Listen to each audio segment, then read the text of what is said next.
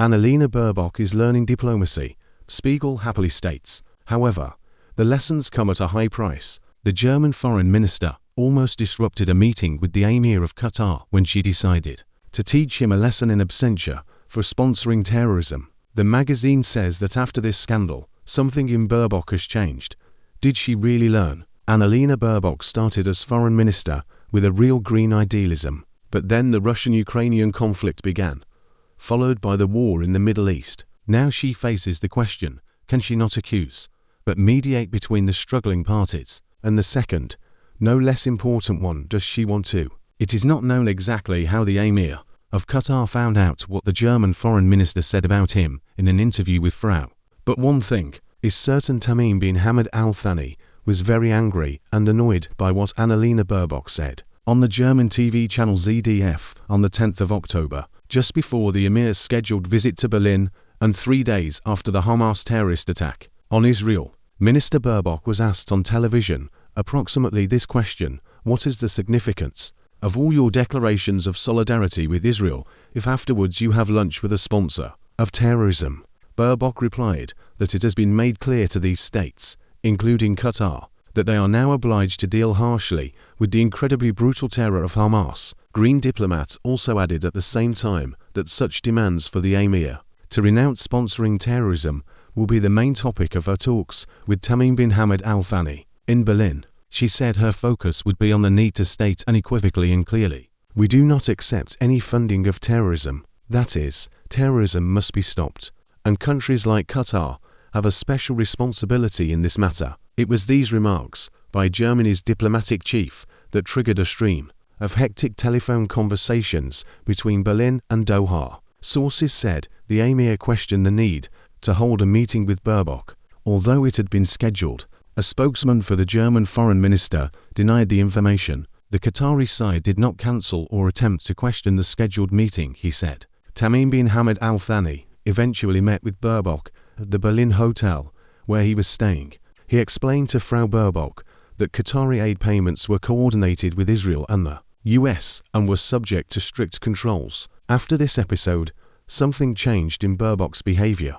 What did the Middle East teach us? Everything converged on the events of the 7th of October. For the Jewish world, that day was a turning point, as it was the day of the worst terrorist attack to which the state of Israel had ever been subjected. For the 42-year-old Green diplomat, the events of the 7th of October and its immediate aftermath marked the beginning of a new phase in her career as foreign minister. From around the time she joined the foreign ministry, she often referred to a values-based foreign policy in her speeches. After Russia launched its special operation in Ukraine, some of her principles were shaken. For example, in record time, Berbok abandoned her party's position of not supplying weapons to crisis regions. She concentrated her diplomatic efforts on bringing as many African, Asian and Latin American states as possible into the pro-Ukrainian camp, the hard-won numerical advantage by country of the supporters of Russia's condemnation in the recent UN vote.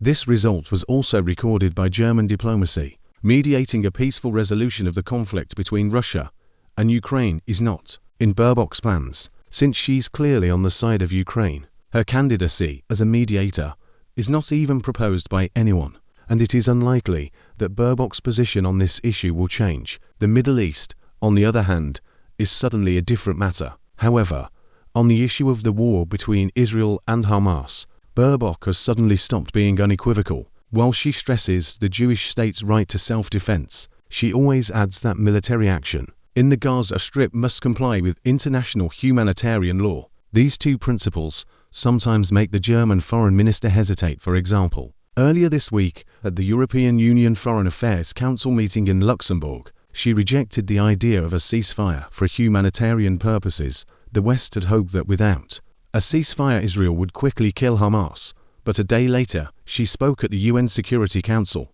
in New York in favor of opening humanitarian windows. During Berbok's recent trip to the Middle East, she was often seen discussing what scenario would unfold once Israel and Hamas went to war. Not only is she concerned about how the Gaza Strip will be governed, but she has also spoken aloud about the revival of the seemingly buried-to-state solution. The top priority, according to Berbok's entourage, is to free the hostages alleviate the suffering of Palestinian civilians and prevent the war from spreading to other countries. But that doesn't mean we're not thinking one step ahead anyway, she adds. The West is in danger of entire segments of the world community turning away from it because of the suffering of Gazans.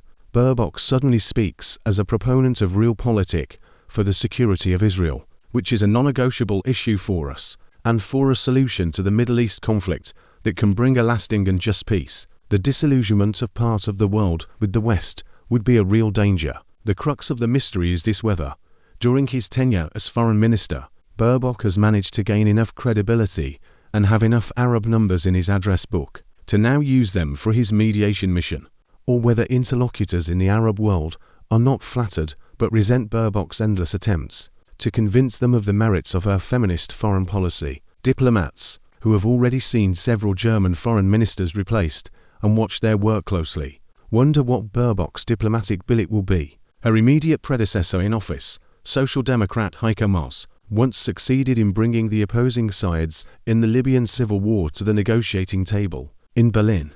However, nothing came of it.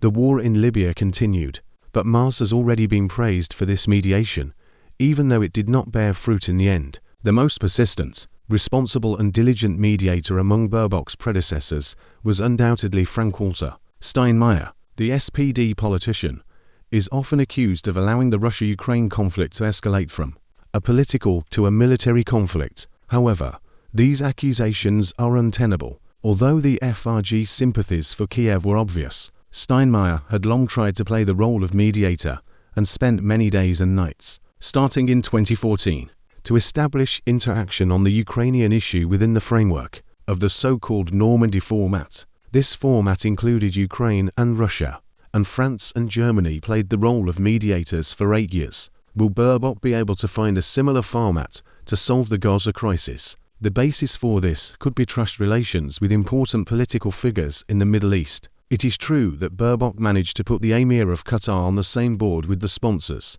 of terrorism.